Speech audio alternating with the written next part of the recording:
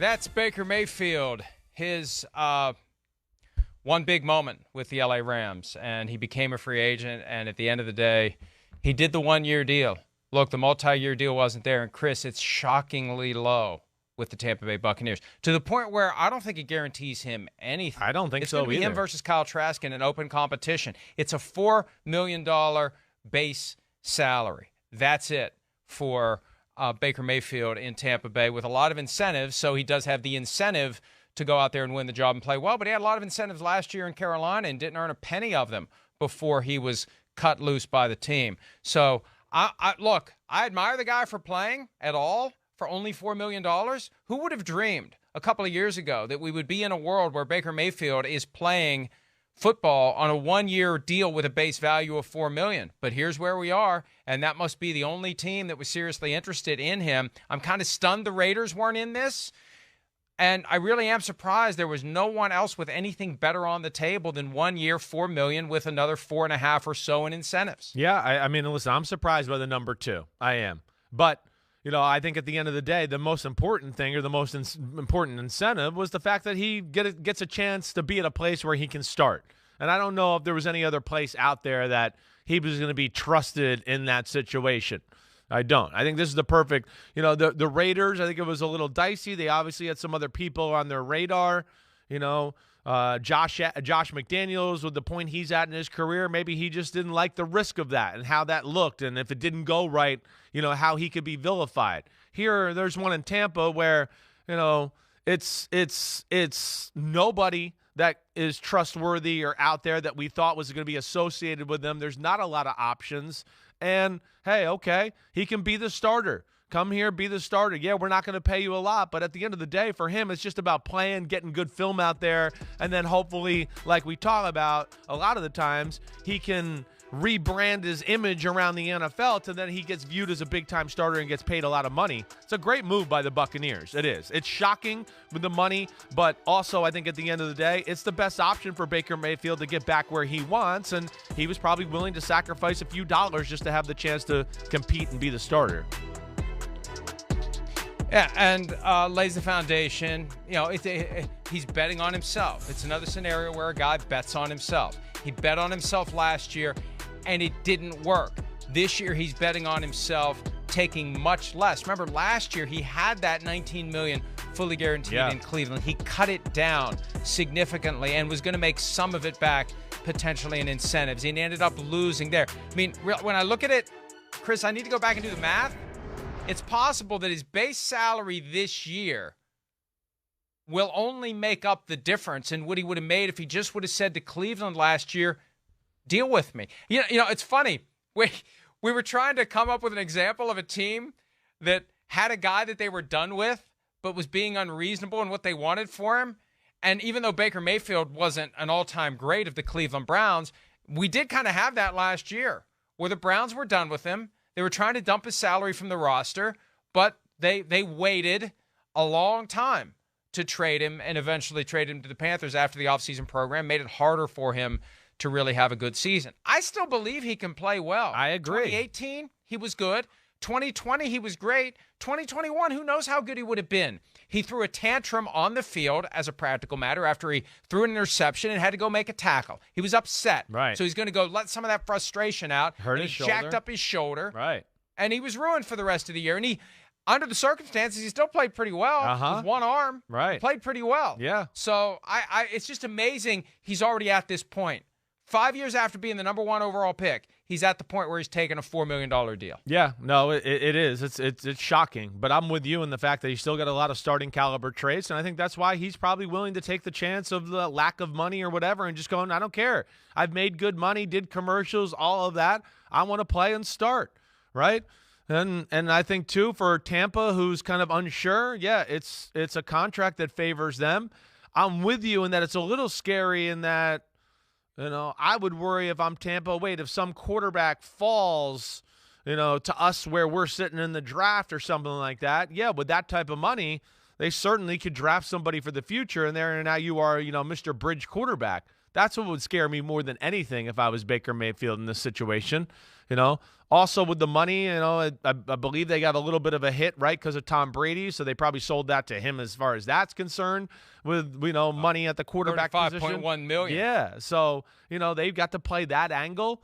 But, all in all, for himself, too, hey, we know they got to fix the O-line a little bit, but decent weapons around you. We know that's still a good defense there on that side of the ball, and especially with Todd Bowles.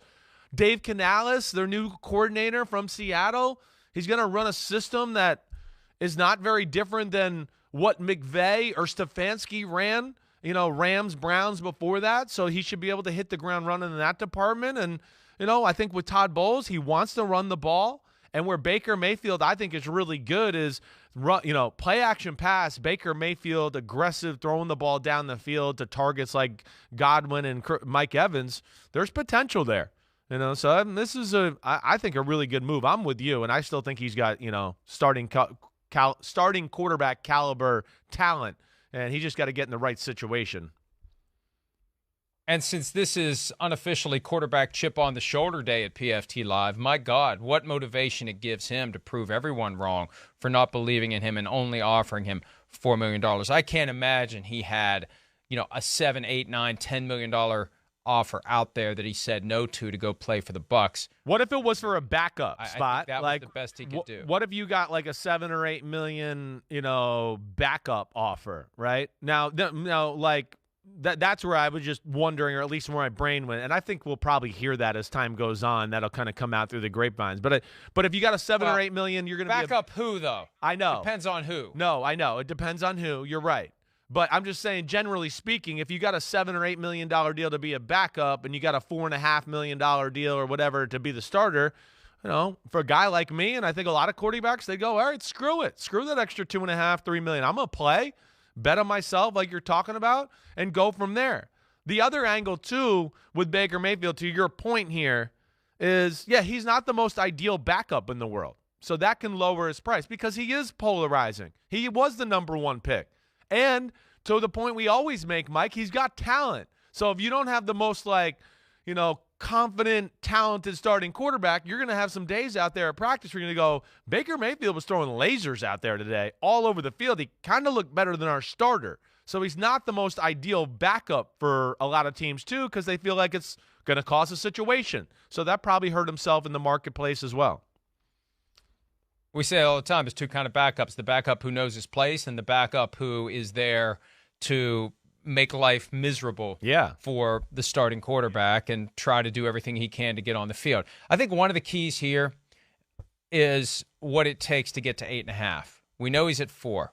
What does it take to get 8.5? Yeah. Is it playing time? Is it easily achievable, or is it Super Bowl MVP? Because sometimes that's what it takes to get to the high end of an incentive package. And my experience has been that if it's easily achievable, the agent says that when the agent gives the information to the 5, 6, 7 reporters who get the text message, and because that's how it gets sold. And you'll see the pattern if you pay attention to it. And it really is sad that we've gotten to this point where the reporters are basically the trained seals that do whatever the agents want. But if you don't get the text message. They just give it to the ones who play along. You'll see some reports where somebody signs for a deal worth up to $10 million with no indication what the base is. And they could have done that with Baker Mayfield, up to $8.5 million. That's not how the agent put the information out there. But I'm going to be curious to see the real contract on this one. What are the triggers to get to 8.5? Because maybe it's an easy path. And he knows, hey, I'm going to easily get to 8.5. Like, the stuff they wanted me to do last year on that Carolina deal to earn back some of my money, that was a high bar. This is achievable. I can do it, and I'll get to 8.5. Then it looks like a better deal. But even then, for a starting quarterback, if he starts every game and plays well, 8.5 is a steal. That is put on a ski mask, Jason Light. Well, you it's have almost robbed like the bank. It's almost to get like a starting quarterback for $8.5 million. It's almost like that's how maybe Baker Mayfield and his representatives sold it to them. Like, hey, he'll come down there and play for this. If you just let him play, he'll play for this. That's almost what it looks like to me. It's really one of the first thoughts that went through my brain when I saw the deal go down and read some of the details there. I think, again, he just wants to play, and he's in a decent situation. Let's see if they can protect him, because they weren't great at protecting Brady last year. But, I think we're both in the same boat here. You give him a little help, I think he can show that he's got a big-time arm still. He's a leader. He's got some moxie. And, yeah, let's not forget he played hurt and got screwed over by the Browns in a major way. And that's unfortunate, and that's a huge reason why he's in this situation. I don't know how much of a role Bruce Arians played in this. I saw that there were some items that he wasn't at the combine. I didn't even know that he's still working for the Buccaneers at this point. But to the extent that he has any influence, remember, during the year he was retired and the noise started to come up again of him coming back, he said the one job I would take is the Browns. And that's when Baker Mayfield was the starting quarterback. Yeah. So my guess is he's been whispering into Jason Light's ear about what this kid can do. And I think the Buccaneers got a steal for Baker Mayfield for a base salary of $4 million. And even if he earns every penny, that's still a damn good deal for the Tampa Bay Buccaneers. Hi, it's Mike Florio. Thanks for watching PFT on YouTube. Hit subscribe for the latest news and analysis from Pro Football Talk.